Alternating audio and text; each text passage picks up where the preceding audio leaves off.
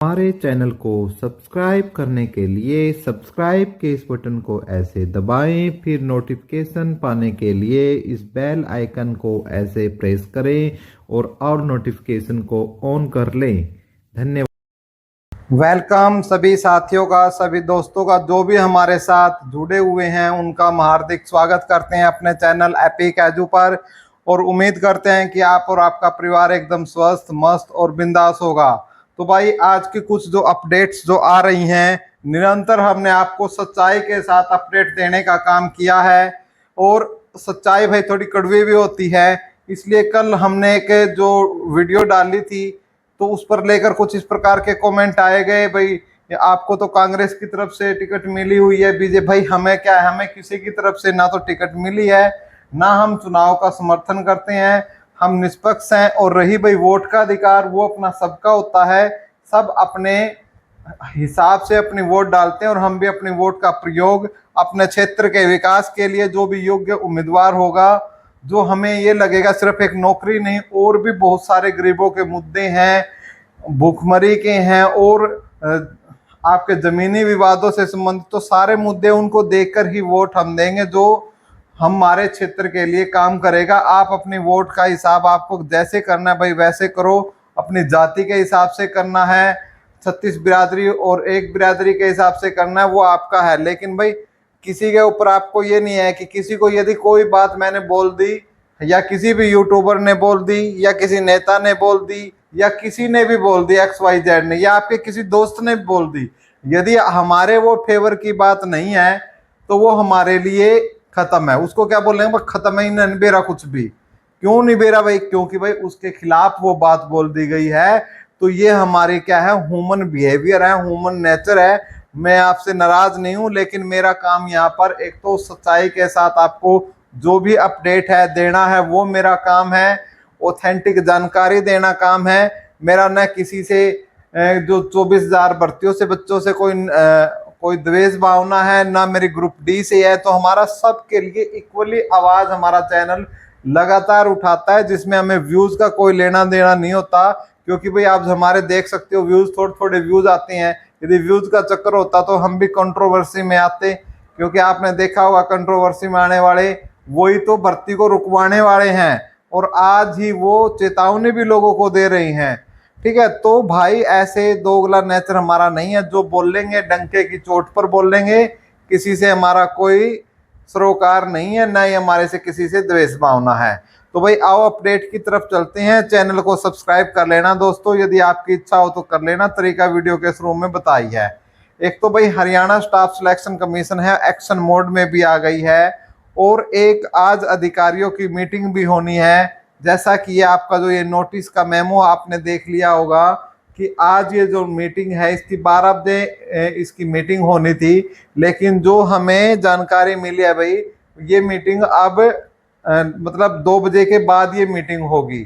ठीक है, अभी तक हमें इस मीटिंग के बारे में हमें इन्फॉर्मेशन नहीं मिली है। लेकिन हो सकता है भाई आपके किसी के तकड़े सोर्स हो, तो आपके पास है तो आप में कमेंट बॉक्स में जरूर इसकी जानकारी दे, ताकि हम अपने सारे युवाओं को जानकारी दे सके। क्योंकि हमें इसकी अभी तक संपूर्ण अच्छे तरीके से जानकारी नहीं है।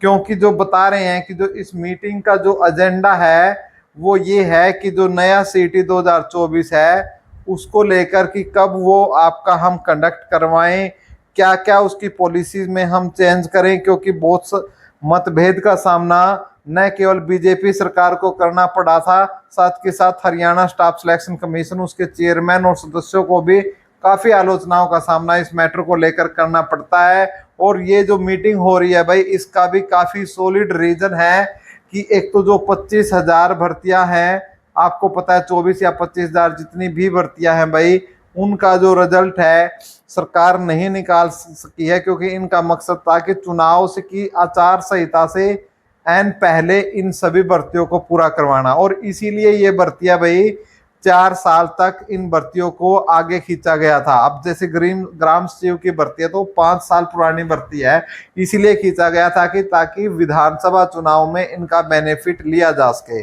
लेकिन भाई साथियों, कई बार सिचुएशन क्या हुई, सरकार के साथ भी खेला किस्मत ने कर दिया और चुनाव आयोग ने समय से पहले ही क्या है, डेट जारी कर दी। तो इनके सपने धरे के धरे रह गए भाई। अब ये जो है, पहले भी इन्होंने एक बार एप्लीकेशन दी थी लेने के लिए, वहां भी चुनाव आयोग ने स्पष्ट मना कर दिया था। ठीक है, तो जयराम जी के द्वारा जो कांग्रेस के सांसद है, उन्होंने इस पर आपत्ति जताते हुए ईसीआई को बोला था कि भाई ये चुनाव में बहुत बड़ा फर्क कर सकता है यदि निष्पक्ष चुनाव करवाने हैं, और भाई कहीं कर ना सकता है। आप यदि आप निष्पक्ष तरीके से सोच के बताना किसी पार्टी के तरफ से, या अहम कार्यता यदि आप 24-50 हजार में 25 हजार में आपका नाम आ रहा है, तो आपको तो ये दिख रहा है कि मेरे तो अभी ज्वाइनिंग हो जाए ऑफिसर लेवल की, बाकी तो जनता जाए भाड़ में। ठीक है, ऐसे भी बच्चे हैं भाई जो 4-5 साल से बाट देख रहे हैं भाई। ठीक है, और उनका एक सीट ही लिया गया, एक सीट ही लिया गया भाई जो 2022 वाला है। ठीक है, और उसके बेस पर क्या है, उनकी बारी नहीं आई 25,000 24,000 में, क्योंकि 2022 के 22 के बाद 22 भी गया, 23 भी गया, अब 24 भी जाने वाला है। यानी इस दौरान यदि 3 सीट ही होते, तो भाई यदि ये भर्ती अब तक होती, चल रही होती, और सीट यदि सरकार लेने में समय पर लेती रहती, तो भाई हो सकता है कुछ और नए टॉपर आते, हो सकता है कुछ नए विद्यार्थी 12th और ग्रेजुएशन कर कर फॉर्म अप्लाई करते, हो सकता है उनमें से किसी को जॉब मिलती। ठीक है, हो सकता है भाई ऐसे बहुत से स्टूडेंट है जो सीटी किसी कारणवश सीटी 2022 में अच्छा परफॉर्म नहीं कर पाए थे। तो इसका मतलब ये नहीं है कि भाई जो टॉपर है सीटी 2022 के वही अच्छे हैं, बाकी सब खराब है। ऐसे में बहुत से मेरे स्टूडेंट्स में जानता हूँ जो सीटी 2022 ग्रुप सी में अच्छा नहीं कर पाए थे, उन्होंने ग्रुप डी में अच्छा भी किया और जॉब भी ली। तो भाई इसीलिए हम इसकी आलोचना कर रहे थे, और हमारा किसी पार्टी से कोई लेना देना नहीं है। फिर भी इस प्रकार की आप जोड़ते हैं तो आप हमारे चैनल को ना देखिए, आप यहाँ से जा सकते हो अनसब्सक्राइब करके, क्योंकि यहाँ पर वही टिके रहे जिनको सही जानकारी लेनी है। ठीक है, तो ये मीटिंग के बारे में मैंने आपको, ये नोटिस है वो आपको मैंने बता दिया है। अब जो 25,000 भर्तियों के लिए जो तोहफे के लिए है, कहीं ना कहीं जो HSC है वो एक्शन मोड में नजर आ रही है भाई। हाँ भाई, जैसे मैं बोल रहा हूँ कि कहीं ना कहीं एक्शन मोड में जो है सरकार है इस समय, और ये बात कहीं ना कहीं भाई सच्चाई भी है।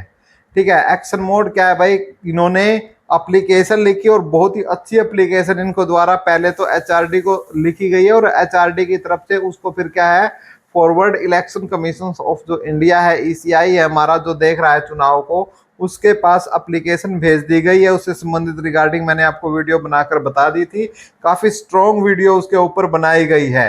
तो साथियों, आपके उम्मीद करते हैं कि जो हमारे ये 24-25 हजार साथी हैं, हम तो ये सोचते हैं कि भाई आपको जॉब अभी लग जाए।